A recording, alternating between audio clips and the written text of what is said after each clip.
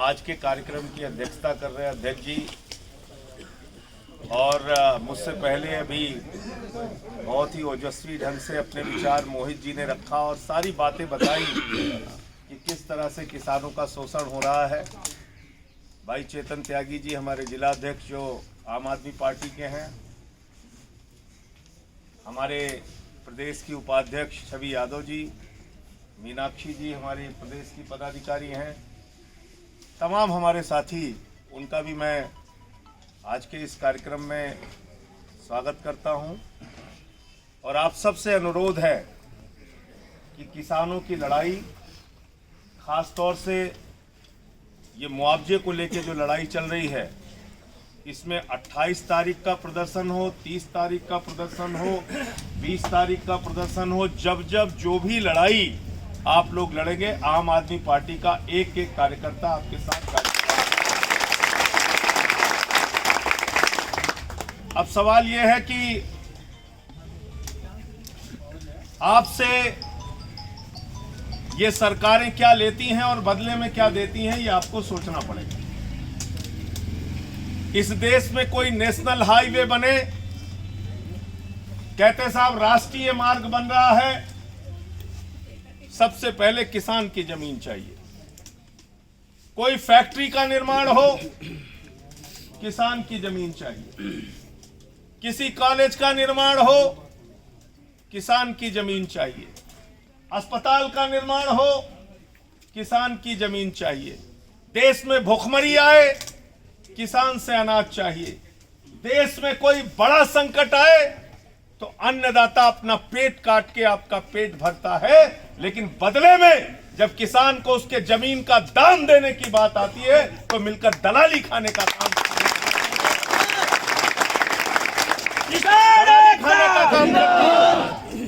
और इस दलाली को खाने में कौन कौन से लोग शामिल हैं? वो पूंजीपति जो आपका जमीन लेता है, वो अधिकारी जो इनके बीच में दलाल। ये अभी कह रहे थे कि इस बिल में मोदी जी ने ऐसा फार्मूला दे दिया है कि दलाल खत्म हो जाएंगे। अरे मोदी जी, ये दलाल जो अधिकारी के रूप में डीएम और एसडीएम के दफ्तरों में बैठे हैं, इनको कैसे दूर करोगे? पहले इन दलाल तो हर जिले में मौजूद हैं, यही पूंजीपतियों के दलाल हैं, और इनको भी छोड़ दो। जो मंत्री बैठे हुए हैं, सरकार में जो नेता बैठे हुए हैं, जो ये पूंजीपतियों के दलाल हैं, इनकी दलाली कैसे दूर करोगे? इनको बिचौलिए से कैसे हटाओगे? बताओ हमें।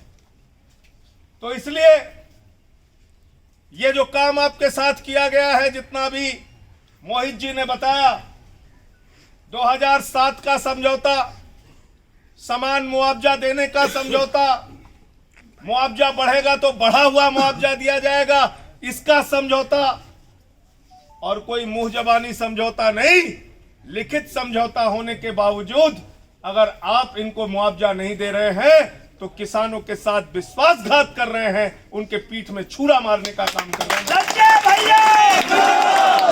और इसलिए किसान भाइयों, साथियों और दोस्तों, इस आंदोलन को छोटा मत होने देना।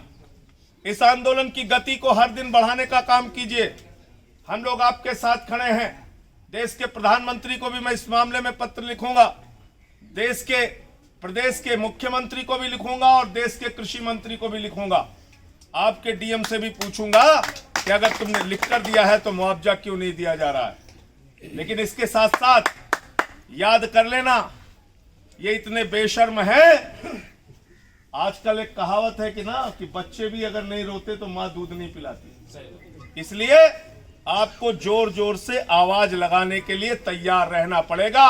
इतनी जोर से आवाज लगाओ मिलकर कि ये गूंगे बहरे लोग जो बैठे हैं वो आपकी आवाज को सुन सके। और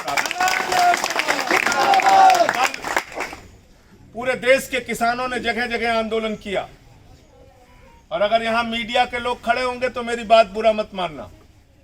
इस देश के मीडिया को दीपिका पादुकोण से मतलब है, इस देश के मीडिया को कंगना रनावत से मतलब है, इस देश के मीडिया को सुशांत सिंह राजपूत से मतलब है, लेकिन जो हजारों किसान भूखमरी के कारण मर रहा है उसके बारे में एक लाइन लिखना।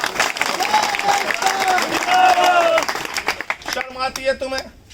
पूरे देश के अंदर आंदोलन हुआ, सड़कों पे कल किसान निकले, पंजाब के अंदर निकले, हरियाणा के अंदर निकले, उत्तर प्रदेश में निकले, कर्नाटक में निकले, गुजरात में निकले, केरल में निकले, हिंदुस्तान के हर हिस्से में आंदोलन हुआ। लेकिन आप क्या चला रहे हो? दीपिका पादुकोण, कंगना रनावत, सुशांत सिंह राजपूत, रिया चक्रवर्ती, अरे निकलो, इस देश के चौथे स्तंभ हो। तुम्हारे पेट में भी रोटी इन्हीं किसानों की बदौलत पहुंची। और मैंने देश की संसद में कहा था कि प्रधानमंत्री जी किसी अहंकार में मत रहना। चाय पिलाने आ गए थे दूसरे दिन जब मैं धरने पर बैठा था। बोले साहब चाय पी लीजिए, उपसभापति जी का दिल बहुत बड़ा हो गया, वो आपको चाय पिलाने आए। मैंने कहा मैं चाय की लड़ाई नहीं लड़ रहा हूं, किसानों के चावल के दाम की लड़ाई लड़ रहा हूं। चाय की लड़ाई मैं नहीं लड़ रहा, किसान को उसके फसल का दाम चाहिए, मैं इस बात की लड़ाई लड़ रहा। और मैंने आदर पूर्वक उनकी चाय वापस कर दी। ये चाय पिलाकर बेवकूफ बनाने का धंधा बंद कीजिए मोदी जी। 6 साल हो गया आपने किसानों को ठगने का काम किया। क्या वादा किया था आपने 2014 में? किसानों से रैलियां कर करके पूरे देश में वादा किया था C2 के ऊपर फसल का 50% मुनाफा दिया जाएगा। गलत तो नहीं कह रहा हूं? C2 यानी फसल की लागत मूल्य के ऊपर 50% मुनाफा दिया जाएगा। यही तो स्वामीनाथन आयोग की रिपोर्ट है। गलत तो नहीं कह रहा हूं? आज तक मिली क्या आपको स्वामीनाथन आयोग की रिपोर्ट? मिल गया क्या आपको फसल के ऊपर 50% दाम? नहीं मिला। और आज क्या कहते हैं? कहते हैं मोदी जी ने कह दिया, यकीन कर लो आपको MSP मिलेगी। अरे मोदी जी ने तो कहा था हर खाते में 15 लाख आएगा, आज तक नहीं आया। मोदी जी ने तो कहा था 2 करोड़ नौजवानों को रोजगार मिलेगा, 10 करोड़ बेरोजगारों की फौज हिंदुस्तान में खड़ी कर दी। मोदी जी ने तो कहा था GST से देश की तकदीर बदल जाएगी, 1 नेशन 1 टैक्स होगा, आज तक राज्यों का शेयर नहीं मिला। मोदी जी ने तो कहा था नोटबंदी से आतंकवाद खत्म हो जाएगा, नहीं खत्म हुआ। नोटबंदी से काला धन आएगा, नहीं आया।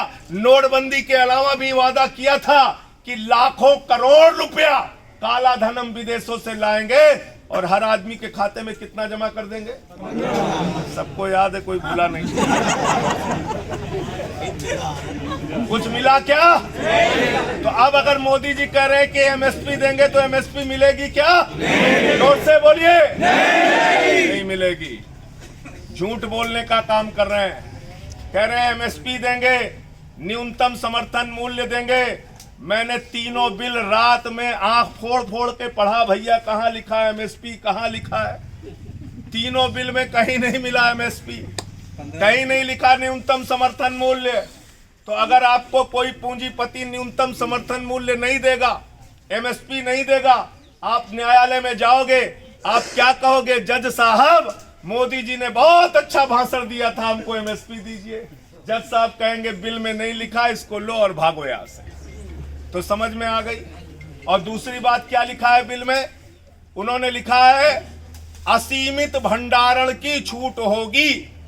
युद्ध और महामारी को छोड़कर कोई भी पूंजीपति आपके अनाज को, आपके फल सब्जियों को, आपके चावल दाल को असीमित भंडारण कर सकता है। ये कानून में लिख दिया गया। यानी जमाखोरी अब हिंदुस्तान में लीगल हो गई, लीगल, कानूनी रूप से वैध हो गई।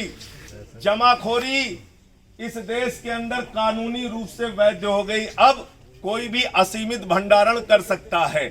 दूसरा क्या लिखा? दाम पर कोई कंट्रोल नहीं।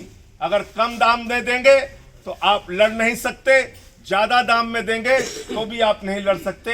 यानी आपसे 20 रुपए किलो में चावल खरीदा जाएगा, अडानी अंबानी बड़े बड़े पूंजीपति उसको अपने स्टोर में रखेंगे और जब बाजार में चावल की, दाल की, गेहूं की कमी हो जाएगी तो वही चावल और दाल, गेहूं आपको 50 रुपए और 100 रुपए किलो में बेचा जाएगा। इसका मतलब जमाखोरी, कालाबाजारी और महंगाई तीनों को बढ़ावा देने वाला ये बिल है। आज इस बिल की हकीकत जिसको समझ में नहीं आ रही है, याद रखना आने वाले दिनों में हिंदुस्तान के लोग खून के आंसू रोएंगे। इसलिए साथियों और दोस्तों, इस बिल का विरोध मैंने संसद में भी किया और सड़क पर भी कर रहा हूं, आगे भी करूंगा। आपका साथ और सहयोग चाहिए, हम लोग मिलकर इसका काम करेंगे।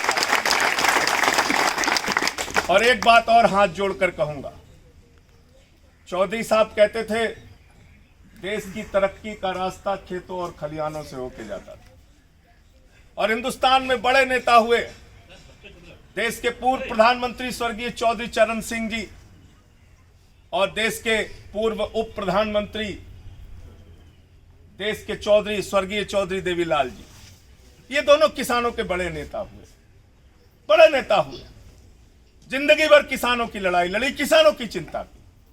लेकिन उनके साथ जब वोट देने के लिए किसान जाता था तो वे नहीं देखता था कि हम जाट हैं, कि गुर्जर हैं, कि ठाकुर हैं, कि यादव हैं, कि ब्राह्मण हैं, कि दलित हैं, कि सवर्ण हैं, कि पिछड़ा हैं।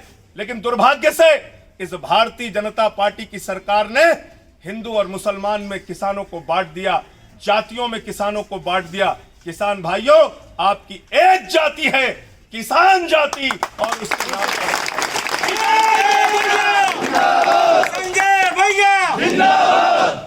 कोई अगड़ा पिछड़ा दलित सवर्ण हिंदू मुसलमान नहीं। किसान हमारी जाति है। जो किसानों के हक में काम करेगा वो देश की सत्ता पर राज करेगा। जो किसानों के हक में काम नहीं करेगा उसका कॉलर पकड़ के हम सत्ता से नीचे फेंकने का काम करेंगे। इन्हीं शब्दों के साथ, इन्हीं बातों के साथ फिर से एक बार विश्वास दिलाते हुए कि आपकी इस लड़ाई में पूरी तरह से हम लोग आपके साथ हैं। हमारी पूरी टीम गाजियाबाद के साथ ही आपके आंदोलन में रहेंगे। इसको जहां पर राष्ट्रीय स्तर पे, प्रदेश के स्तर पे उठाने की जरूरत है, मैं हमेशा आपके साथ रहूंगा। बहुत बहुत शुक्रिया, बहुत बहुत धन्यवाद। इनकलाब जिंदाबाद, किसान एकता जिंदाबाद, किसान एकता जिंदाबाद, किसान एकता जिंदाबाद, किसान एकता जिंदाबाद।